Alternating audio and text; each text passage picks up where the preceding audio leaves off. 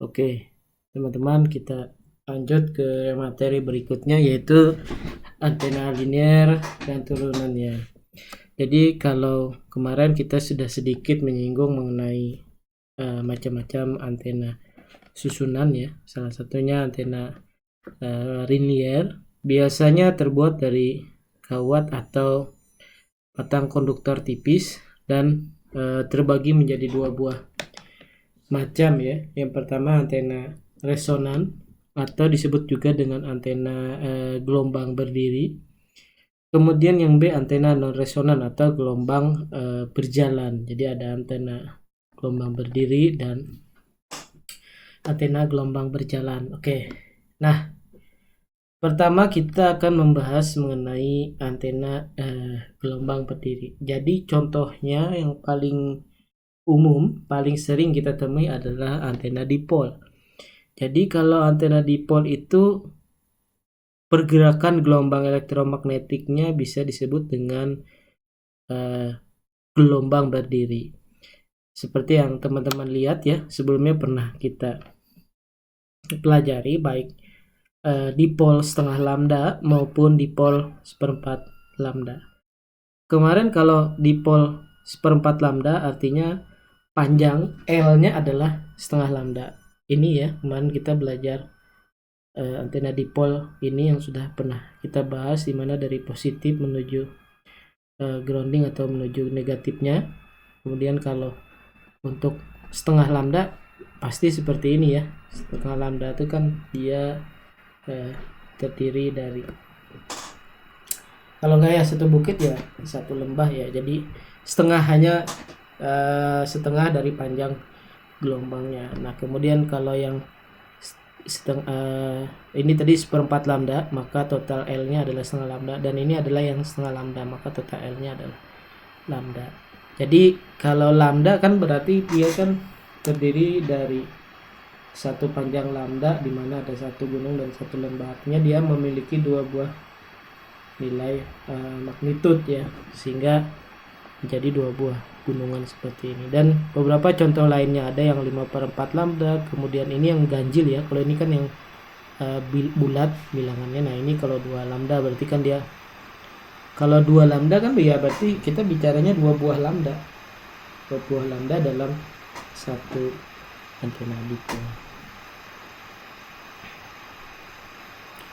Nah kalau kita lihat ya antena linear dan turunannya, kita memiliki antena dipol seperti ini. Bentar, panas sekali harinya, saya mau ganti baju dulu. Oke teman-teman, kita sorry tadi terpotong sedikit. Nah jadi kalau kita lihat ya, ini kan dipol bukan dipol pendek ya. Kalau kita lihat kan dipol pendek itu kan ini kan konstan ya, harus bolak-balik ya.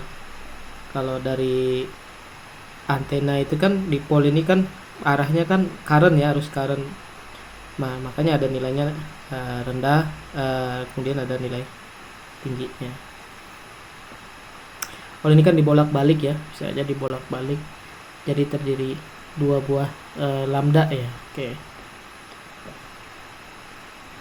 Nah ini kalau kita integralkan ya ke dalam antena dipol dengan jarak adalah L. Ini L ini merupakan variabel bebas ya, berapapun L-nya, kecuali dia dipol pendek ya, itu khusus melakukan perhitungannya. Nah ini dipol pendek, ini kita anggap harus panjang ini adalah konstan. Jadi kalau nya dipol pendek itu integral jadi khusus. Nah ini kita tentukan dari impedansi antena, membuat panjang antena itu adalah L-nya variabel bebas ya. Nah apakah dia setengah lambda, ini nanti kita gambarkan secara umum ya. Ini variabel bebas merupakan suatu bilangan yang panjang gelombang, maka kita akan dapatkan medan E dan juga medan H-nya ya teman-teman. Ini selalu simultan ya, medan E dan medan H itu selalu muncul secara bersama-sama, tidak bisa dipisahkan. Dan penjumlahan medan E-nya ini untuk khusus apakah lambda per 2 atau 3/4 lambda atau 2 lambda, maka kita jumlahkan saja hasil integral itu. Jadi hasilnya, nah untuk panjang lambda per 2 adalah ini. Kalau kita masukkan ke 3/2 lambda adalah ini, kalau lambda adalah ini. Nah kalau kita gambarkan,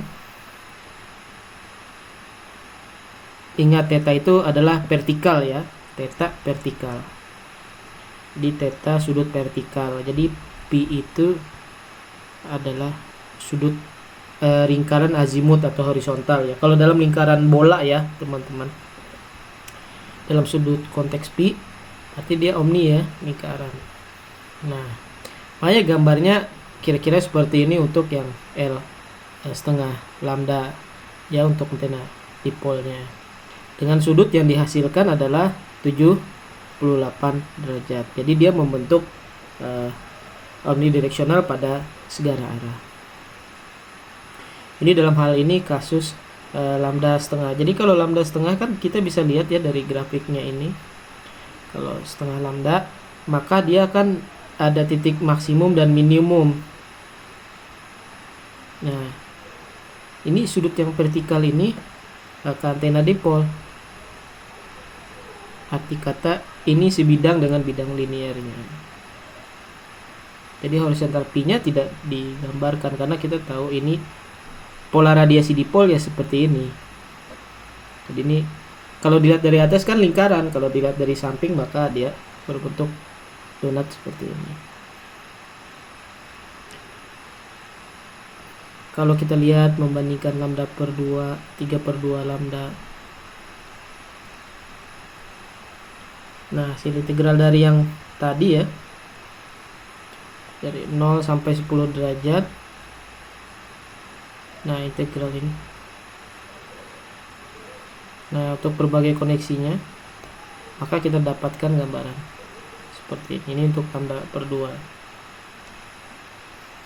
Nah, ini membentuk seperti angka 8 ya, tapi dia tidak menghasilkan side loop. Nah, 1,5 lambda itu persamaannya ini ya, teman-teman. Kalau kita hitung untuk masing-masing sudut theta, maka akan membentuk seperti ini. Masing-masing sudut theta ya, ingat dari 0 sampai 360 derajat. Nah, kalau untuk vertikalnya 3/2 lambda ya seperti ini.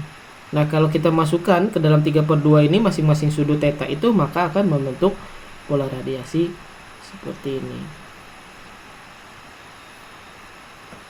Nah, jadi kalau nya 3/2 lambda ini kan membentuk beberapa nol ya, antara yang horizontal maupun yang vertikal.